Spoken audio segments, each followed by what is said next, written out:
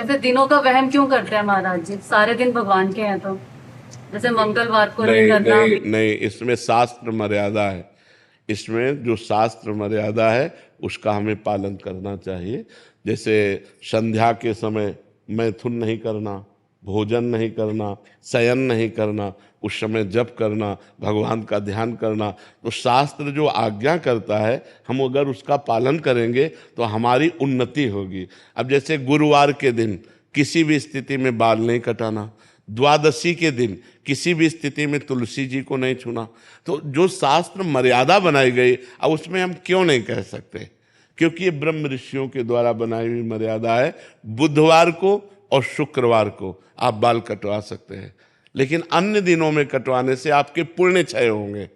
ब्रह्म ऋषियों ने जो मर्यादा बना रखी है, अगर हम उससे चलेंगे तो हमें ज्यादा लाभ मिलेगा। अब रोज सुबह लोग बाल आदि, तो हम कहते हैं केवल बृहस्पतिवार को मत करवाओ, और ना मानो तो गुरुवार का दिन परम पवित्र गुरु के लिए है, उस दिन आप क्षौर कर्म ना करें, बिल्कुल निषेध है। नहीं, उससे पुण्य नष्ट होते हैं, आयु नष्ट होती, बुद्धि नष्ट होती।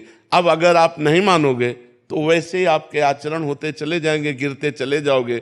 देखो, आप सब लोग यहाँ क्या देखने आए हो, हम आपको बता रहे हैं। आप यहाँ क्यों आए हो, हम दो बातें आपसे रखते हैं। आप क्या देखने आए हो और आप यहाँ क्यों आए हो? तो आप यहाँ देखने आए हो साधुता, भगवान के भक्त का दर्शन जो शास्त्र के अनुसार चलता है। आप आए हो अध्यात्म को पाने के लिए, आप आए हो सुख शांति के लिए। आए हो कि नहीं?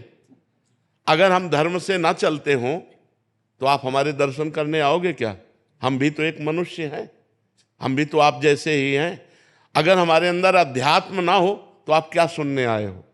तो आप सोचो, उन्हीं ब्रह्म ऋषियों ने ये मर्यादा रखी। वैसे ही जब हम चलते तो हमारे अंदर तेज, हमारे अंदर शांति, हमारे वचनों का प्रभाव, हमारे दर्शन मात्र से तुम्हें सुख मिलेगा।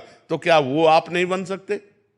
आप विचार करो। तो जो शास्त्रों में लिखा है उस पर हम क्यों में नहीं लगाते, उसका हम आचरण करते हैं। जैसे डॉक्टर कहता है कि आपको ये नहीं खाना, ये नहीं खाना, ये नहीं, तो हम उनसे क्यों बोलते हैं क्या दही नहीं खाना?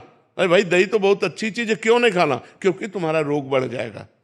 जब तुम ठीक हो जाओगे तब तुम सब कुछ कर सकते हो, लेकिन जब तक ठीक नहीं होते तब तक तुम्हें दही नहीं खाना, ऐसा मना किया जाता है ना। जब तक हमारा ज्ञान नष्ट नहीं हो जाता तब तक ये सब बातें, और ज्ञान नष्ट हो गया तो फिर कोई नियम नहीं, फिर वो सबके ऊपर पहुंच जाता है। जब स्वस्थ हो गया तो खूब दही खाओ, क्या परेशानी है? जब आप आत्मा स्वरूप में स्थित हो गए, देह भाव खत्म हो गया, तो बार बने या बना रखा रहे, क्या फर्क पड़ता है? तो हम अभी देहाभिमानी हैं, देह भाव से चलते हैं। तो हमें शास्त्र के नियमों का पालन करना। जो आज शास्त्र के नियमों का पालन नहीं करते हैं तो गिरते चले जाते हैं। अब ये शास्त्र आज्ञा करता है, जिस दिन से गर्भ आ जाए उस दिन से माता पिता को ब्रह्मचर्य रहना चाहिए। क्यों? क्योंकि वही वीर शक्ति फिर उसके ऊपर जाएगी तो उसके दिमाग पे, उसके अंगों पे वो कुप्रभाव पैदा करेगी, वो उसकी हानि पैदा करेगी और उसमें गलत संस्कार पड़ जाएंगे। कौन मानता है? शास्त्र जो आज्ञा करता है अगर उसके अनुसार चलो तो आज सब सुखी हो जाएं। पर शास्त्र की आज्ञा का कहाँ पालन हो रहा है? बोले प्रातः काल उठना चाहिए, ब्रह्म मुहूर्त में उठ करके गुरुजनों माता पिता के चरण छूने चाहिए। कौन मान रहा है? प्रातः काल उठ के रघुनाथा, मात पिता गुरु नावै माथा, मातृदेवो भव पितृदेवो भव अतिथि देवो भव। कहाँ गया? पहले लिखा होता था घरों में बड़े अक्षरों में अतिथि देवो भव, अब लिखा होता कुत्ते से सावधान, नहीं लिखा होता। तो हमारे जो शास्त्र कहते हैं उस पे हम क्यों लगाने का अधिकार नहीं करते?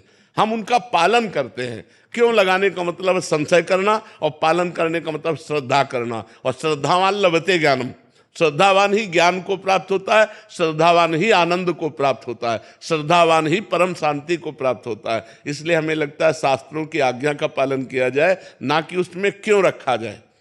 बस समझना है, हर भाव को समझना है। शास्त्र मर्यादा है। जैसे देखो, कहते हैं हम सब एक हैं, हम भी कहते हैं सब एक हैं।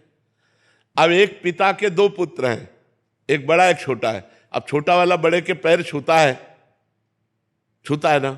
अब ये मर्यादा है, शास्त्र मर्यादा है। तो देखो कितना अच्छा लगता है अगर छोटा वाला अकड़ के कर दे कि जिस बाप से तुम पैदा उसी बाप से हम पैदा हैं, क्या कमी जो हम तुम्हारे पैर छुए। उद्दंडता कही जाएगी कि नहीं कही जाएगी? और जब भैया कह के पैर छूता है तो हाथ, तो ये जो हमारी एक मर्यादा बनी हुई है, जो हमारे शास्त्र आज्ञा बनी हुई है, उसका पालन करने से हमें आनंद मिलता है, हमें शांति मिलती है, हमारी उन्नति होती है। और जब हम शास्त्र की आज्ञा का उल्लंघन करते हैं तो अशांति होती है, क्लेश होता है और हम अवनति को प्राप्त होते हैं। इसलिए हमें लगता है जो शास्त्रों में लिखा है उसका अक्षरशः पालन करना चाहिए।